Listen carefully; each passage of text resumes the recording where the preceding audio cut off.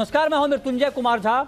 शाम के 5:30 बज चुके हैं और अगले आधे घंटे तक आपके सवालों का सबसे बड़ा मंच तैयार है और कमोडिटी मार्केट पर सबसे बड़ी कवरेज जारी है।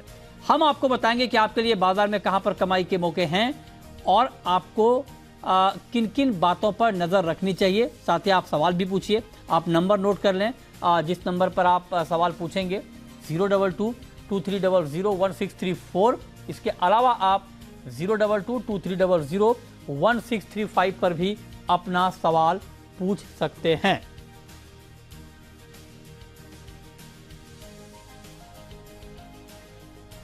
और आज की चर्चा में हमारे साथ 4 खास मेहमान जुड़ रहे हैं। राजीव कपूर हैं ट्रस्ट लाइन के, बीरेन वकील हैं पैराडाइम कमोडिटी के, अनुराग रस्तोगी हैं इब्जा के नॉर्थ हेड, रुपेश गोयल हैं क्वार के ट्रेडर हैं। आप सभी का बहुत बहुत स्वागत है। लेकिन सब और साथ ही हमारे साथ गजेंद्र पारेख हैं, ग्वारगम मिल ये चलाते हैं और हमें डिमांड के बारे में बताएंगे। आप सभी का बहुत बहुत स्वागत है। लेकिन सबसे पहले आपको बताते हैं कि इस वक्त मार्केट में हलचल क्या चल रही है। हलचल देखिए गोल्ड में करीब करीब ₹250 की गिरावट है इस वक्त। कल की जोरदार तेजी के बाद आज प्रॉफिट बुकिंग आई है सोने में, चांदी में। चांदी का भाव भी नीचे है और करीब करीब ₹350 की गिरावट इस वक्त चांदी की कीमतों में भी दिख रही है। इसके अलावा आते हैं अब क्रूड पे, और कच्चा तेल आप देखिए ₹150 से ज्यादा कमजोर है, 7200 के स्तर पर है एमसीएक्स पर कच्चा तेल। और मेटल मार्केट में भी आज के कारोबार में अगर आप देखें डिटेल में तो मेटल में भी आज कमजोरी है। हालांकि बहुत ज्यादा गिरावट नहीं है मेटल में, लेकिन फिर भी सारे के सारे काउंटर बेस मेटल के भी दबाव में दिख रहे हैं। इसके अलावा एग्री मार्केट को जरा बता दें, क्योंकि आज बड़ा एक्शन एग्री में दिखा है। और एग्री में आप देखिए ग्वार में बहुत बड़ी तेजी आज हमने देखी एनसीडीएक्स पर, ग्वारसीड और ग्वारगम में। आप देखिए कि ग्वारगम का जो दिसंबर का वायदा है करीब 4.25% बढ़ा है, ग्वारसीड का दिसंबर का वायदा करीब 3.5% बढ़ा है। बड़ी तेजी के साथ आज ग्वार का मार्केट बंद हुआ है। तो शुरुआत हम कर लेते हैं ग्वार से ही, क्योंकि आप देखिए कि बहुत लंबे वक्त के बाद इतनी बड़ी तेजी आई है। हमारे साथ 2 एक्सपर्ट हैं, रुपेश गोयल हैं ग्वार के ट्रेडर हैं, और साथ ही हमारे साथ गजेंद्र पारिक हैं राजहंस गम इंडस्ट्रीज के। आप दोनों का बहुत स्वागत है। गजेंद्र जी, पहले तो आप ये बताएं कि क्या इस वक्त डिमांड का सिचुएशन है ग्वारगम का?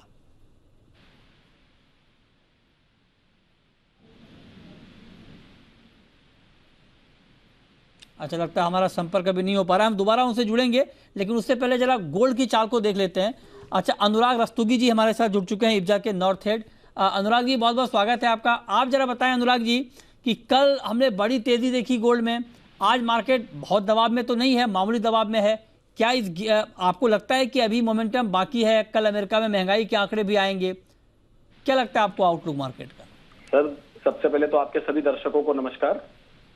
और जो आप बता रहे हैं कि कल की तेजी, तो देखिए करंट सिनेरियो के बाद कल एक तो चंद्र ग्रहण का बहुत बड़ा असर आया है। और चंद्र ग्रहण का और सूर्य ग्रहण का जब भी ये होता है तो कहीं ना कहीं हम सबके जो ये गोल्ड मार्केट होती है इस पे एक असर आता ही आता है। अच्छा। तो ये एक असर है, आंशिक असर है। और मुझे इसमें कोई इस तरह की कोई अचानक की कोई तेजी ऐसी नहीं नजर आई। करंट सिनेरियो में आपने देखा कि ये उत्तर कोरिया और नॉर्थ कोरिया का जो ये साउथ और नॉर्थ का युद्ध की माहौल बन रहा था, इसकी वजह से थोड़ा सा दबाव जरूर बना है मेटल मार्केट पर। लेकिन इस तरह का कोई भी ऐसा दबाव ऐसा नहीं नजर आ रहा है कि ये कोई बहुत तेजी की तरफ हमें रुझान मिल रहे हैं। हमें लगता है कि ये जो तेजी आई है कुछ का है, लेकिन ये 1-2 दिन में ये मार्केट कहीं ना कहीं अपनी जगह वापस स्थिति में आ जाएगा। और कोई तेजी का रुझान बन नहीं रहा है, क्योंकि शादियों का सीजन जरूर स्टार्ट हो रहा है और शादियों के सीजन की वजह से कुछ थोड़ा सा मार्केट पे डिमांड बनेगी, तो उसकी वजह से सोना, लेकिन जो एक सोने का करंट रेशियो चल रहा है 51,500 रुपए से लेकर के और 53,000 रुपए के बीच का, जो ये मुझे लगता है मार्केट अभी इसी के आसपास रन करेगी। 52,500 के आसपास ही मार्केट रन कर रही थी और अभी हमें लगता है वहीं पर ये वापस स्टैंड होगी। अच्छा, ठीक है, तो आप करें कि वहीं पर मार्केट अभी रुकेगा, इस पर आप नजर रखिए। लेकिन बीरेन जी, ट्रेडर के लिए इस भाव पर क्या है? 51,450 के आसपास है भाव। क्या आपको लगता है कि अभी जो फंडामेंटल हैं मार्केट में सामने, उसको देखते हुए इस गिरावट पर बाइंग करना ठीक रहेगा सर ट्रेडर को? आज के लिए तो ये मिड टर्म का जो आउटकम है वो थोड़ा पॉजिटिव है। गोल्ड के लिए थोड़ा अच्छा नहीं है, बट हमारे इसके लिए अच्छा है। तो मैं आज के दिन तो गोल्ड में शॉर्ट साइड प्रेफर करूंगा। 51,500-600 के आसपास 51,950 का स्टॉप लॉस रहेगा और डाउन साइड एक्सपेक्टेशन 50,900 50,800 की रहेगी। कॉल की वैलिडिटी 2-3 दिन की रहेगी। अच्छा राजीव जी, आपका कॉल सर, आपकी कॉल इस पर, इस भाव पर गोल्ड में। हाँ मृत्युंजय जी, मुझे लगता है कि गोल्ड में जो करेक्शन है इसमें खरीद कर ट्रेड किया जा सकता है इंट्राडे के लिए। कल हालांकि यूएस के सीपीआई के और उन आंकड़ों से भी मार्केट की दिशा पे काफी असर पड़ेगा। अगर महंगाई बढ़ती है तो फर्दर फिर से इंटरेस्ट रेट ज्यादा बढ़ने की उम्मीद बढ़ेगी और उससे फिर मार्केट पे दबाव आएगा। और अगर महंगाई के आंकड़ों में कमी दर्ज होती है तो वो फिर पॉजिटिवली इम्पैक्ट करेगा गोल्ड सिल्वर पर। तो मुझे आज इंट्राडे के लिए लगता है कि 51,300 के आसपास खरीदारी करनी चाहिए। 51,100 का एक छोटा स्टॉप लॉस रखें, 51,700 का इसमें टारगेट रखें। ओके ठीक है, तो ये राय आपकी हो गई। सोने पर, इस पर आप नजर रखें। अच्छा अनुराग जी, चांदी पर क्या व्यू है सर आपका? सिल्वर में क्या किया जाए? अभी चांदी में भी बड़ा मूव हमने देखा, 62,000 के ऊपर चला गया चांदी का भाव। सर चांदी में आपके दर्शकों को मेरी यही सलाह है कि थोड़ा सा मुझे लगता है कि अगर लॉन्ग टाइम इन्वेस्टर हैं तो थोड़ा वेट करना चाहिए। और चांदी में मुझे नहीं लगता कि कोई बहुत बड़ी तेजी हमें नजर आ रही है। मुझे आपके जितने भी इन्वेस्टर हैं, मुझे मेरे हिसाब से थोड़ा सा उनको वेट करना चाहिए। इंट्राडे में वो अगर करना चाहते हैं तो खरीद बिक्री कर सकते हैं, जो डे बाय डे ही उनको सौदा कट कर लेना चाहिए अपना मुनाफा क्लियर करके। लेकिन सोने और चांदी के लिए अगर लॉन्ग टाइम में काम करना है तो मेरे हिसाब से थोड़ा वेट करना बनता है। मैं चांदी वापस उसको 57,000 से 58,000 रुपए की फिगर पे ही चांदी को वापस देख रहा हूँ। अच्छा, तो आप कह रहे हैं कि चांदी के दाम गिर जाएंगे फिर से और 57 से 58,000 तक चांदी का भाव आ जाएगा। बीरेन जी, आप सहमत हैं? क्या आपको भी लगता है कि चांदी की तेजी टिकेगी नहीं सर? करंट लेवल पे मैं शॉर्ट प्रेफर करूंगा। लास्ट वीक शायद हमारी बात हुई थी कि मैं बेचने के अपॉर्चुनिटी की तलाश में हूं, तो आज वो अपॉर्चुनिटी दिख रही है, तो मैं सेल साइड में जाऊंगा। अच्छा, तो आप कह रहे हैं कि अभी बेचना चाहिए, आप भी कह रहे हैं 61,200 का टारगेट। राजीव जी, आप भी बीरेन जी के साथ जाएंगे? शॉर्ट की राय आपकी भी चांदी में? मृत्युंजय जी, मैं अभी आज के लिए मतलब इंट्राडे के लिए शॉर्ट नहीं करूंगा, बट 62,500 62,700 एक इम्पोर्टेंट लेवल है जहां से चांदी हमेशा एक बार करेक्शन देता है और बड़ा डीप करेक्शन देता है। ओके, तो बड़ी तेजी के लिए डेफिनेटली 62,700 63,000 के स्तर के ऊपर सिल्वर का टिकना जरूरी है। और बड़ी तेजी डेफिनेटली यहाँ से और फर्दर नहीं दिखती अभी, बट यहाँ से 400-500 पॉइंट की तेजी दिखती है। 400-500 पॉइंट की तेजी आप कह रहे हैं कि दिखती है, इस पर आप नज़र रखें। लेकिन बड़ी तेज़ी नहीं दिखती है। चलिए, ये तो बात हो गई सोने और चांदी की, लेकिन अब हम बात करते हैं ग्वार की, जहां पर आज बड़ी तेज़ी का माहौल बना है। हमारे साथ दो एक्सपर्ट हैं ग्वार के, गजेंद्र पारेख हैं राजहंस ग्वारगम इंडस्ट्रीज़ के, और रुपेश गोयल हैं। आप दोनों का बहुत स्वागत है। गजेंद्र जी, तेज़ी बहुत आई है ग्वारगम में भी, ग्वारसीड में भी, क्या सिचुएशन है ग्राउंड पे? देखिए मृत्युंजय जी, जो पिछले 10 दिनों से ग्वारगम में जो डिमांड है काफी शानदार, मतलब ऐसी डिमांड बहुत कम देखने को मिलती है। अब कोई भी पाउडर प्लांट है, जो पाउडर प्लांट पिछले काफी टाइम से बंद थे, वो भी स्टार्ट हो गए। और ग्वार के हर प्रोडक्ट में अच्छी डिमांड है, चाहे ग्वारगम हो, चूरी हो, कोरमा हो। हालांकि आज डिमांड थोड़ी गम में सुस्त थी, लेकिन मौसम खराब होने की वजह से ग्वार में सप्लाई भी काफी कम थी, उसी कारण आज हमने एक अच्छी तेजी देखी। तो मतलब ये तेजी टिकेगी नहीं, आप ये कह रहे हैं? नहीं, डिमांड काफी अच्छी है, आज डिमांड थोड़ी सुस्त है। अच्छा, लेकिन एक बात बताइए गजेंद्र जी कि चाइना में तो अभी बहुत दिक्कत है, वहाँ पर कोरोना की वजह से बहुत सारी चीज़ें बंद हैं और ये खतरा बढ़ ही रहा है। तो क्या चाइना से डिमांड कम होने की आशंका मार्केट को परेशान नहीं कर रही है? नहीं, डिमांड आशंका चाइना से तो कम होने की कोई फिलहाल आशंका नहीं है, क्योंकि ग्वारगम रेगुलर वहाँ एक्सपोर्ट हो रहा है। अच्छा, कोरोना है तो एक लिमिटेड एरिया में है, तो उसका पूरे चाइना पे कोई फर्क नहीं है। और दूसरा, उसकी भरपाई पूरा वर्ल्ड कर रहा है। यूरोप में आज काफी डिमांड बढ़ी है, क्योंकि सब देश एनर्जी एफिशिएंट बनना चाहते हैं, उसके लिए सबको ग्वारगम की नीड रहेगी। ठीक है, ठीक है। अच्छा, आप बने रहें। रुपेश गोयल भी हैं हमारे साथ। रुपेश जी, आप इस तेजी के पीछे की वजह क्या देखते हैं? ग्वार की उम्मीद से कम सप्लाई होना ही इसका मुख्य कारण है। डिमांड पिछले सालों से बेटर है, लगातार सुधरती रहेगी, कभी कम कभी ज्यादा होती रहेगी। लेकिन आज के दिन जो सप्लाई ट्रेड एक्सपेक्टेड करता था 1 करोड़ बोरी से ज्यादा की फसल या 1 लाख बोरी से ज्यादा की अराइवल्स, वो नहीं बन पा रही हैं। नहरी इलाके, हरियाणा, गंगानगर, हनुमानगढ़ के जो मुख्य बेल्ट से वहां 300, 200, 400 बोरी ग्वार आ रहा है। लेकिन तो आप प्रोडक्शन तो आप भी करीब करीब 1 करोड़ मान रहे थे, अब कितना मान रहे हैं आप? मैंने मेरा टारगेट अब रिवाइज किया है, 15% डाउन किया है। 85 लाख बोरी का फसल अब मैं एक्सपेक्ट करता हूं। क्यों डाउन किया आपने डाउन क्यों किया है टारगेट? क्या देखा आपने कि आपने डाउन कर दिया? मैंने डाउन इसलिए किया है क्योंकि नहरी इलाकों में हरियाणा तो बिल्कुल क्रॉप फेलियर हो गया। क्या बात कर रहे हैं? हरियाणा में तो बड़ी अच्छी रिपोर्ट लोग बता रहे हैं कि अराइवल चल रही है। नहीं, हरियाणा में तो क्रॉप फेलियर है। अच्छा, बिल्कुल क्रॉप फेलियर है हरियाणा में। सरसा मंडी में, डब्बा वाली मंडी में 100 बोरी 200 बोरी की फसल आ रही है सर। आप कह रहे हैं 100 बोरी 200 बोरी, कोई कह रहा है 600 बोरी 800 बोरी। तो पिछले साल 5,000 10,000 कट्टे आते थे सर इस समय। अच्छा, अभी जो ग्वार की अच्छी अराइवल्स आ रही हैं वो मेड़ता, नागौर, बीकानेर, जैसलमेर, ये जो बरानी बेल्ट्स हैं यहाँ से आ रही है, क्योंकि यहाँ फसल पिछले सालों से बेटर है। नहीं, लेकिन अभी गजेंद्र जी कह रहे हैं कि चूंकि आज मौसम थोड़ा खराब था, इस वजह से अराइवल कम हुई है। आज की बात नहीं है मृत्युंजय जी। नहीं, पिछले 20 दिनों से। नहीं, मैं आपसे आगे की बात पूछ रहा हूँ कि अभी आगे, चूंकि बहुत सारे लोग कह रहे हैं कि अभी अराइवल का पीक सीजन है, अराइवल और बढ़ेगा, इस पर आपका टेक क्या है?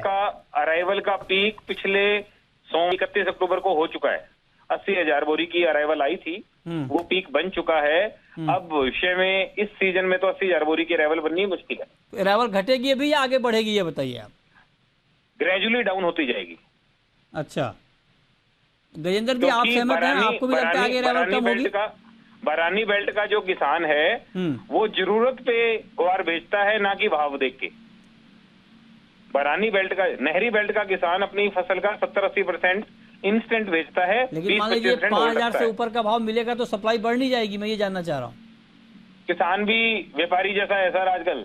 अच्छा, किसान के बच्चे भी व्हाट्सएप देखते हैं, ऑनलाइन देखते हैं। देखने का हक है, तेजी में किसान व्हाट्सएप देख सकते हैं। किसान भी तो सबसे जुड़े हुए हैं ना, तो अगर किसान समृद्ध होगा तो ये तो अच्छी बात है। मृत्युंजय जी मैं यही कह रहा हूँ ना, बरानी बेल्ट का जो किसान है ना वो ग्वार को जरूरत के समय बेचता है। अगर उसके घर शादी है, हॉस्पिटल के कोई खर्चे हैं, तब बेचता है। अच्छा गजेंद्र जी, आप सहमत हैं क्या कि अराइवल कम हो जाएगा धीरे धीरे? बिल्कुल सहमत हूँ, लेकिन नवंबर में अराइवल रहेगा। नवंबर में जो 60,000 65,000 बोरी उसके अकॉर्डिंग अराइवल्स आते रहेगी, फिर धीरे धीरे अराइवल्स कम होगी। आप एक बार बताओ कि अराइवल को देखते हुए 60 से 65,000 का बैग का आप लोग अराइवल कह रहे हैं, उसको देखते हुए 5100 का प्राइस ठीक है या ये नीचे आ जाएगा या बढ़ेगा, क्या होगा?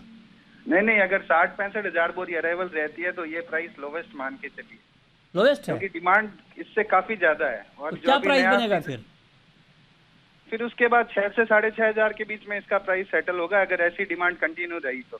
अच्छा, एक बात रुपेश जी मुझे समझ में नहीं आता है, मतलब ग्वार को लेकर, क्योंकि इस कमोडिटी को लेकर इतनी ज्यादा चर्चा होती है और बिल्कुल अलग अलग डिफरेंट व्यू, मतलब बिल्कुल दो लोगों की राय बिल्कुल मैच नहीं करती है। बहुत सारे लोग कहते हैं कि नहीं, मेरी बात, सवाल सुनिए सर, रुपेश जी सवाल सुनिए। सवाल मैंने पूछा नहीं है अभी आपसे, मैं तो बता रहा हूँ बैकग्राउंड की क्या हो रहा है ग्वार में।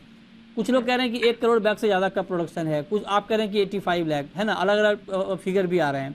लेकिन जब 5300 इसी सीजन में ग्वार का प्राइस गया था, उस वक्त भी बहुत जोर शोर से ये बात की गई थी कि बहुत अच्छी डिमांड निकल के आ रही है, प्रोडक्शन कम हो जाएगा और क्रॉप डैमेज है, अलग अलग तरह की खबरें। कई लोगों ने सवाल भी पूछा कि क्रॉप को बहुत नुकसान है, लेकिन फाइनली भाव गिर के फिर 4600 पे आ गया। मैं ये सवाल आपसे 5100 के भाव पर इसलिए पूछ रहा हूँ कि आप लोग बहुत मजबूती से ये बात कह रहे हैं, इस बात की अब कितनी गुंजाइश है कि दोबारा मार्केट 45-4600 पे नहीं आएगा? नहीं, ये कोई दावा नहीं है कि ग्वार 45-4600 नहीं आ सकता। ये ग्लोबल कोई कारण है, मार्केट में कोई कोलैप्स है, कोई क्रूड का डाउनफॉल है, कोई भी कारण बन सकते हैं, कोई युद्ध है।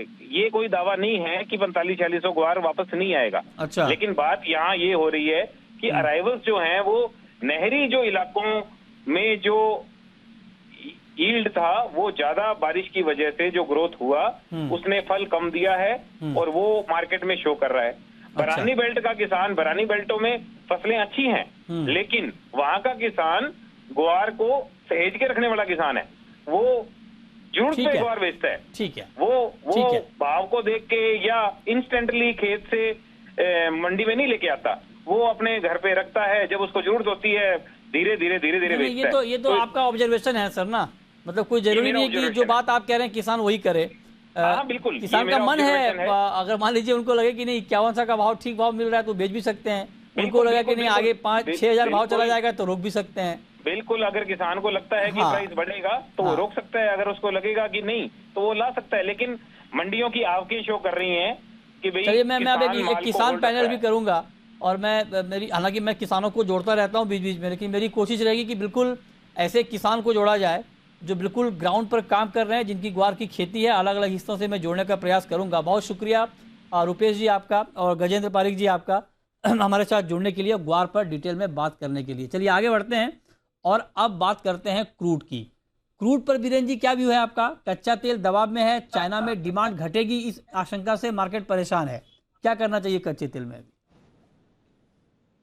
कच्चे तेल में वापस 75 का जो लेवल है उसमें बार बार सेलिंग आ रहा है, तो ऐसा दायरा इसका हो गया। और दूसरी बात यह है कि रुपये में काफ़ी शार्प रिकवरी आई, 83 वाला 8150 हुआ है, उसकी भी थोड़ी दबाव का असर है। मैं 73 के आसपास यानी 7300 के आसपास शॉर्ट प्रेफर करूंगा। 7450 का स्टॉप लॉस और 7050 के आसपास का टारगेट 2 से 4 दिन की कॉल की वैलिडिटी है।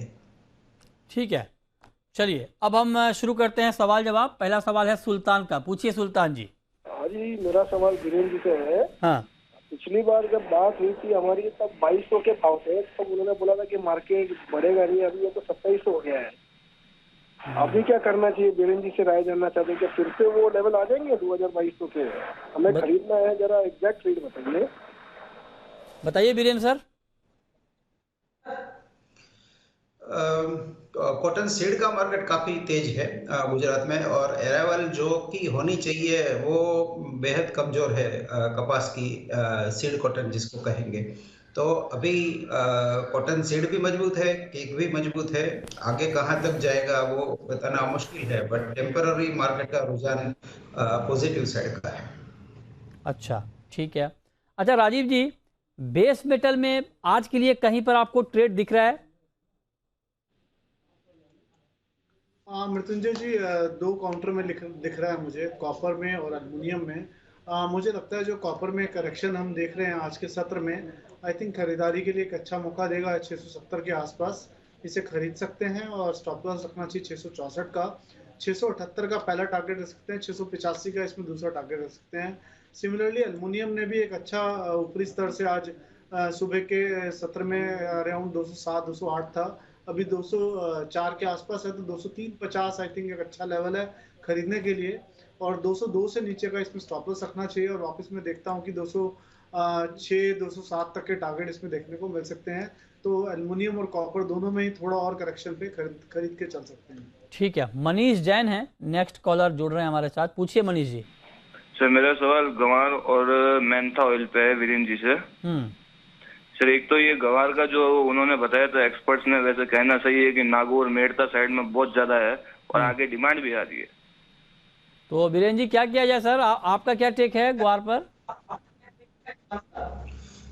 गवार में जब लास्ट टाइम मैं आया था तब मैंने कहा था कि 5000 तक की उम्मीद है मेरी। आगे शायद धीरे धीरे करके शायद हम 5300-5400 तक इसको देखेंगे। डिमांड सप्लाई पे तो मैं नहीं जाऊंगा, बट एक चीज ये है कि अगले सीजन में काफी फसलें ऊंचे लेवल से स्टार्ट हो रही है, जीरा, धनिया, कॉटन, ये सब। तो इन्वेस्टमेंट के तौर पे जिसको वैल्यू बाइंग का है तो सिर्फ गवार एक ही बचता है। तो जो सरप्लस कैश है रूरल इकोनॉमी की, वो गवार में जाएगी। क्या बात, बढ़िया समझाया आपने कि क्यों ग्वार में ये तेजी है। चलिए नेक्स्ट कॉलर सुशील हैं, पूछिए सुशील जी। शिव शंकर हैं, पूछिए शिव शंकर जी। सर ये वीरेंद्र जी कह रहे हैं आज के दिन चांदी बेच के चले, जबकि राजीव जी कह रहे हैं खरीद के चलें, तो क्या करना चाहिए? आप किनको ज्यादा फॉलो करते हैं, किनके ऊपर ज्यादा भरोसा है आपको? जब 2 या 3 एक्सपर्ट की राय मिल जाती है उस पर भरोसा है सर। ठीक बात है। तो अब मैं आपको क्या बताऊं, 50-50 का मामला है। तो बीरेन जी कुछ रिवाइज करेंगे आप, या आप अडिग हैं अपनी कॉल पे? नहीं, मैं सेल साइड ही जाऊंगा, इवन 61-700 पे भी सेल पे जाऊंगा। तो राजीव जी आप कुछ अपना मन बदलेंगे? मृत्युंजय जी, मैंने तो आज इंट्राडे के लिए बाय कॉल दिया है। कल सीपीआई के आंकड़े हैं, उसके बाद फिर एक दिशा निर्धारित करेगा बाजार।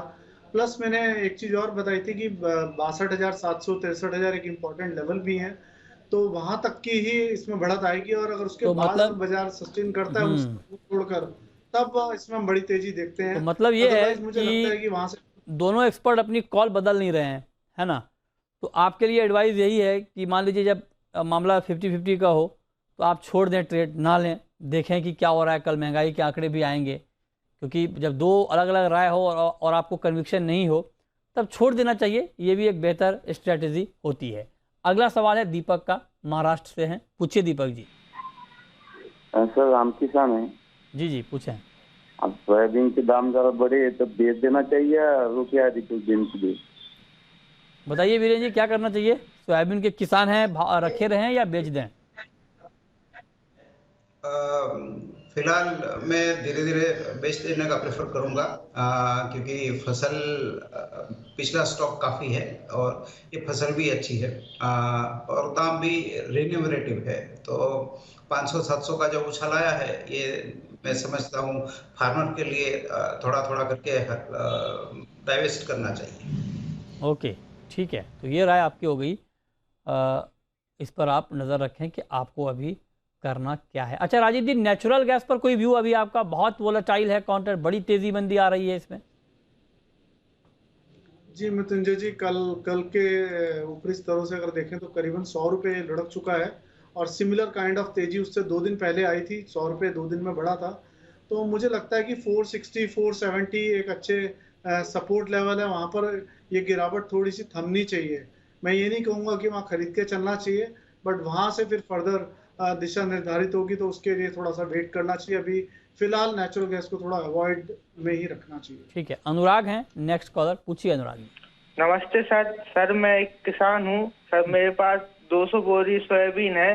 तो सर आज मैं मंडी गया था 50 बोरी बेचने, तो वहाँ 100-200 मुझे जो पिछले सोमवार को भाव उससे कम मिल रहा है।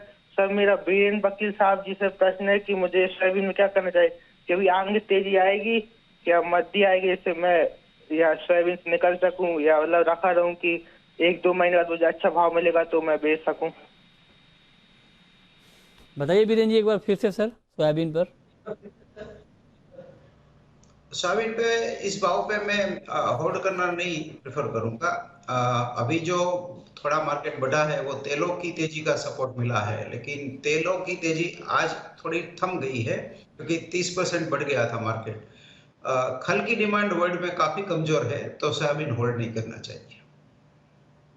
अगला सवाल है शर्मन का, गुजरात से जुड़ रहे हैं। पूछिए। टीवी का वॉल्यूम कम करिए सर, फिर पूछिए सवाल। हाँ कम किया। चने पर राय चाहिए आपको। बताइए राजीव जी, चने में क्या होगा अभी आगे? मृत्युंजय जी, चना फ्यूचर में ट्रेड नहीं होता तो हम ट्रैक नहीं कर रहे हैं सर। अरे सर ऐसा मत करिए, स्पॉट का इतना बड़ा मार्केट है। बीरेन जी आप कहेंगे कुछ चने पर? डंकी मालों का बोझा है इसमें, और गवर्नमेंट का डर भी है इंटरवेंशन का, तो लोग बाइंग से डरते हैं इसमें। ठीक, चलिए बहुत शुक्रिया बीरेन जी आपका, राजीव जी आपका जुड़ने के लिए, बताने के लिए, सवालों के जवाब देने के लिए।